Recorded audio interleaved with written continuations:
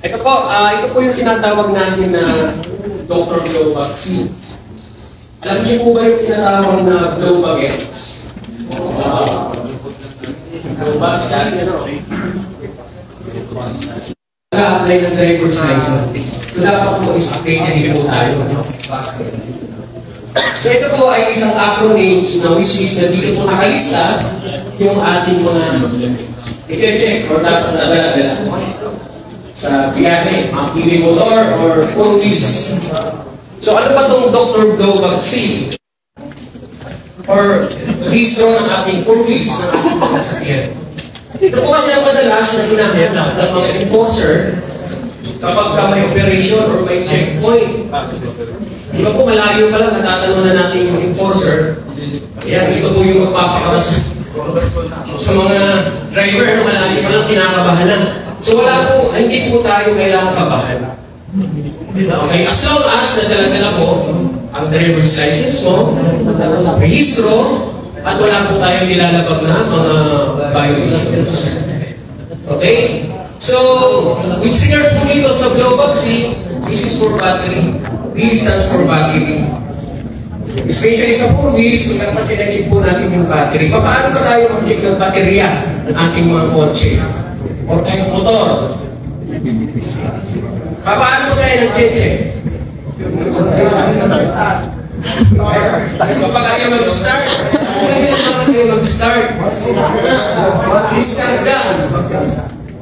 Walang gas, okay. So alam niyo po ba na kapag hindi mo mahigpit yung isang tornilyo na nasa terminal, ay ganun din po ang mangyayari. So ito niyo po, baka mamaya maluwag lang po siya. Higpitan niyo, itry po start. So ganun lang po kasi simple mag-check ng battery. Hindi po kailangan bumili ka agad ng baterya. Doon po muna ito sa basic. Sa madaling paraan kung saan natin i-check para iwas na sustain tayo. Lalo na kung sa mga gumagamit po tayo ng company car, ayan, doon po tayo po, bawal po tayo bumiyahe ng may sirang ilaw. Or let's say, kung di po ang isang bubilya, bawal po yun. Lalo na kailangan po tayo ng gabi. So, wala ka lang, kung di pala yung ilaw po, yung bulb busted pala. So, bago ka bumiyahe, minuto lang naman po yan.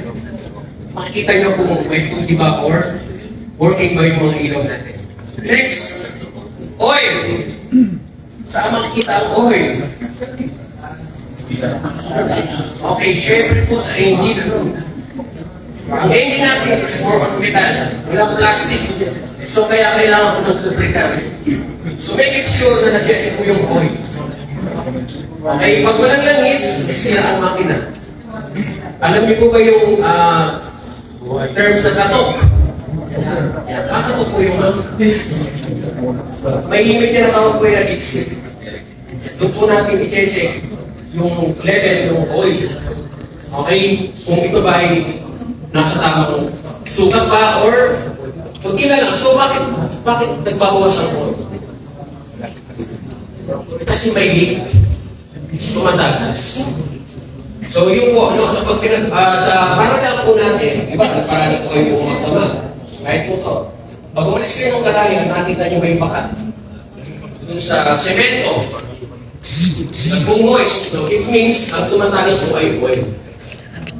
Okay, iba po kasi, marami po kasi mga liquid sa ating mga makina. Baka mamaya, nagre-ringo na kita mo, yun ay fuel, yung may leak. Okay, pag brake fluid naman ang nag-leak, ganun pa rin, nag-moist siya, kaya lang, more on siya, wala siyang kulay, parang tubig lang. Okay, so kailangan natin i-check ang oil. Next, water. So madalas sa mga 4 wheels. So paano po tayo mag-check ng tubig? Mas magastos po pag hindi natin i-check. Okay, so sa mga sakit po kasi ngayon, I recommend na ulan ka lang gamitin. Okay? Lalo yung mga modern car ngayon, ulan ka lang gamitin. Wala kong tubig. Madalas ang tubig na dahil nag-check bago tayo umalis sa garahe. Pero kung na-check ka bago umalis, makikita mo yung sa reservoir ng brake fluid, bawas na. So walang dahilan para tumuloy ka pa sa biyahe mo. Diba? So, kasi sa kalagitnaan ko ng biyahe, sa place. Okay, so ito pong air rate saan ito ma-check? Sa mga gulong. Okay. Alam niyo po ba ang standard na temperature ng motor or four wheels? So mahal po yan, no? Mahal po yung temperature. Kasi pwede mo tayo ma-accidente kapag sobra o kulang po. Hindi ko pa na-data. Okay. Accessories, ano ba yung maiko-consider na accessories sa ating mga sasakyan o hindi motor? Ano ba tayo? Okay. Sir, meron po ba kayong early warning device? Trial again. Yan. So ito po ay mahalaga. Ginagamit po yan in case of emergency. Example, nakataka ng goma. Tumilit ng kotse. Yan. Ipagawa po natin. Ipagawa po natin. Para makita po natin yung proper na yung tamang sukat yan sa glitch. Yung po kasi tanong na yun sa mga nagpe-pillow sa kanilang mga tanong na yun. So, pag yung wiper or sira yung goma, yung blade niya, so kung pag umulan, hindi po kayo magkakita ng halos. O dapat sinecheck po natin kung okay, I mean, properly working yung mga accessories niya. Next! So, lahat na po kayo ay matatagal na po ito. So, yung iba talagang expert na sa motorcycle, no? Mabilis na sumingit, mabilis na mag-overtake, ay kalanganin. Yan po sa, yung mismo po driver's license number. Yung po na kasi dyan. Tignan niyo po kung kayo po yung driver's license. Hindi. Specific is pusos dito, no? Next part. Pika. Okay, mataas. Kaya dumaan sa baha, sa mga bundok. Tinuturuan niya din. Ngayon, nandito. So,